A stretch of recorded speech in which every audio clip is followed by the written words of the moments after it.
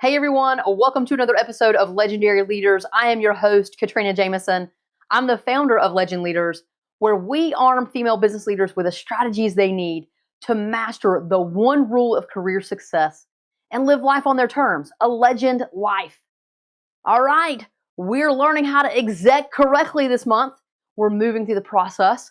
Whether you are about to become an executive or you are a newly promoted executive within the past year, who we're working with and who we are talking about right now in this November mini-series. You see how I try to say mini-series and November at the same time and it doesn't work? Yeah, don't try that. It doesn't work. Yeah, so we're moving through the topic of execing correctly. And today I want to talk about a topic that is being discussed actively right now. We're hearing a lot about it, right? But we don't necessarily, as high achievers, we don't always allow ourselves to think about it or acknowledge that we may be working through it. And that is the topic of burnout. Last week we talked about why mastering is a must and why we must figure out how to exec correctly. If we're going to succeed in our careers, it's a must. But what I want to talk through today is burnout. And I want us to work through this a little bit because you could either be experiencing burnout if you're holding back on learning how to exec, or you could be creating burnout by not execing correctly. And so I want to tackle it right now in this moment before we get any further in this process because it's a critical topic. And as I said, as high achievers, we don't always look at ourselves and say, oh, yeah. I'm completely burnt out. We never acknowledge that. We say, yeah, I'm fine. I got this. I can keep going. So here's the deal. Let's talk about the ability to be in burnout because of the time that you've put into getting into the executive role. The reality, and I talked about it last week, is the fact that we tend to give up a lot in order to progress throughout our careers. We sacrifice a lot of personal time, family time. We sacrifice self-care. I mean, how many executives do you know go to the doctor regularly? If they work out, it's simply to fit into the clothes and look the part of a leader trying to climb the ladder. But it's not necessarily doing all the things, eating all the things, sleeping well, doing the doctor pieces, right?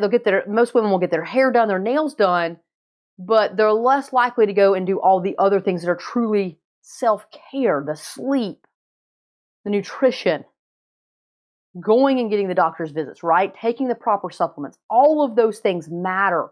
And we tend to sacrifice that. We think, I'm young, I'm fine, I've got time to worry about health later. Let me just get to this position I want to be in, and then I will do it. We do the and then, right? Let me do this. I'm going to sacrifice, I know. I'm going to miss that birthday party. I'm going to miss out on going to that school play. I'm going to miss those things. I know I'm going to miss it. But once I get to this position, once I reach the executive ranks, I'll get my time back. I'll get to start living the life that I want. And so then we reach the executive position, and it's like we've been running this race this whole time. We've been running this marathon. And what got us through the end of the marathon was the fact that we knew there were just a few miles left. And so we pushed through. Toenails ripped off, rattling around in our shoes, and, blood running down our leg because we fell on mile 19. Like, there's all these things that have happened to us along the way, right? The lack of self-care, the things that we've missed out on. And what got us through is the fact that we knew we were going to reach the executive position that we thought was going to give us some additional balance. And when we got there, what we realized is what we've been talking about this whole time. We worked hard to get promoted, but we didn't work hard to prepare. And so we're not ready to exec. We have no idea how to do it because it's not something that we actively practice in our previous roles. There's a learning curve here. And there is no gas left in our personal tank. And so how do we start execing? We're burnt out. It's one of the things that I see happen commonly. The other thing that I see happen is not just arriving to the position and being burnt out. It's getting into the position and rapidly creating burnout. And that happens because we decide that we feel more comfortable doing, right? We want to feel safe. We want to feel like we know what we have, what we need. We got it going on.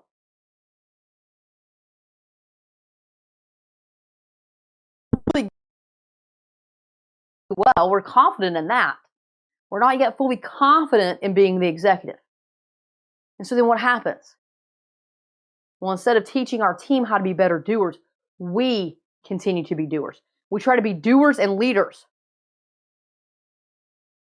And if arriving in the executive position is pretty common from a burnout perspective, being the doer in an executive role is extremely common. And it is how most executives burn themselves out if they're not already there, because they're trying to wear both hats. They feel more comfortable internally as a doer because they know they can, and they know they can achieve. So they do, and they go execute and do a lot of hands-on.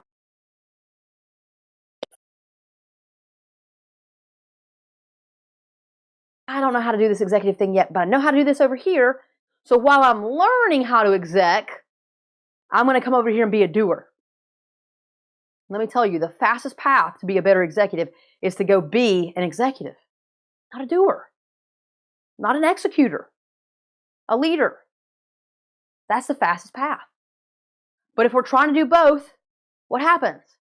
Well, we're still working extra hours, and we continue to put off the self-care, and we miss out on the family time because we put ourselves in a position as an executive where we're going to do both. And if you can deliver enough, bare minimum, at the executive level, being the leader, and then also being a doer, well, the company is getting two functions out of you for the price of one. So they're probably not going to pull you back.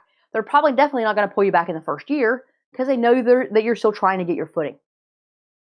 So you burn yourself out, and there's no need for any of that. So how do we help you? If you are facing burnout right now, if you believe that you're going to put yourself in a position of burnout because you're being the doer and the leader, how do you do this, right? Like, how do you get past the burnout? How do you ensure that you don't step into the burnout, right? How do you get through it, and how do you prevent it? Either way, because we care about both. It doesn't matter where you are. We either want to prevent it so we don't get in it, or if we're in it, we want to get out of it. And we've got to do that, because if we don't, you're going to just mentally, you're just going to fail. I was trying to come up with the right word, but it's just, you're not going to be there. You're going to turn into a pile of mush mentally, because you're not going to have anything left to give. And then what happens when you do that? Your career is at risk. Everything that you've worked for, everything that you've pushed yourself to achieve and strive to get to, now is at risk because you just don't have the mental capacity. So what are some things that you can do? Well, let me tell you a couple things that you can do. Number one, gut check yourself, okay? Are you burnt out right now? Figure it out.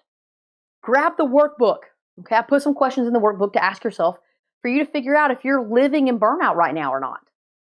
Okay? So that's a great way to answer it. Grab the workbook and answer the questions. So number one, gut check yourself. Are you currently there? Number two, are you doing things that are going to cause you to burn out as an executive? Because you got to understand, you got to know. Am I being a doer or a leader? We're going to dive into that a little bit more this month. But one of the things is, if you think already in your brain that you're being a doer and not a leader, the key thing that you've got to do is you've got to set clear boundaries. You must be intentional. I'm going to lead, not do. Set clear boundaries around being a leader, not a doer. The third thing I want you to do is, if you're approaching burnout, if you think you're close, try to take some vacation time. I know that sounds crazy.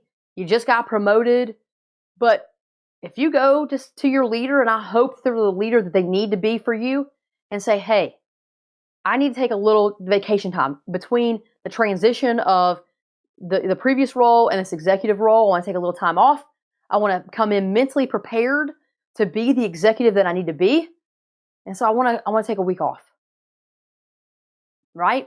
Or you're already in the executive role and you just need a little time. You can also ask your supervisor for that, right? There's nothing wrong with asking. The worst thing they can say is no. And guess what? If you don't ask, the answer is already no. So go take some personal time. Take some vacation time, take some personal time. And then ultimately, however you can work it, just adjust your schedule to allow yourself some decompression and realignment. You've got to. You've got to make the mental shift. You've got to allow for that. And so just getting away, taking a deep breath, taking, even if it's just a couple of days, to mentally say, I'm not the doer anymore, I'm the leader. It will be powerful. The last thing I'm going to encourage you to do is learn how to be a leader. Okay? Learn. Don't stress yourself out trying to guess or figure it out on your own. Learn how to be a leader. The fastest way to be a good executive is to go learn how to be a good executive. Don't spend your time doing. Don't live in a space of burnout. Take the time that you need. Come back mentally refreshed. And then focus on mastering the ability to be the leader that you need to be in the executive role. That's the answer. Those are the things I want you to do. So grab the workbook. It's going to help you. There's some questions that are in there. It will be fully supportive of where you are right now in your process. It's going to make you think a little bit. But I want you to ultimately say, do I need some time away? Will that help me? Will that help me start executing correctly? Next week, we're going to go through a couple of more pieces. We've got 2 more episodes in the series, and we're going to work through a couple of components. You're going to learn how to exec correctly. I can't wait to bring those to you. This week's homework is all about assessing where you are. Are you in burnout? Are you approaching burnout? Are you setting yourself up to be burnt out? Figure out where you are on that spectrum and do things intentionally. Intentional actions to pull yourself out of it, prevent it, and move forward so that you can master execing and not have your career at risk in any capacity. You're better than that. You deserve better than that. You've worked too hard for it. All of those things are true. Ultimately, you've worked too hard. So let's get you in a good space of balance. And your executive position will absolutely give you balance. But you've got to be willing to be successful and learn how to be successful in that role so that you can create the proper balance for yourself, right? You can't have all of the free time and no growth and career success. We've got to find the balance. And this is getting you there. This is all the mental prep work of getting you there, okay? All right, I'm going to let you go. I'll see you next week. As always, go and be legendary.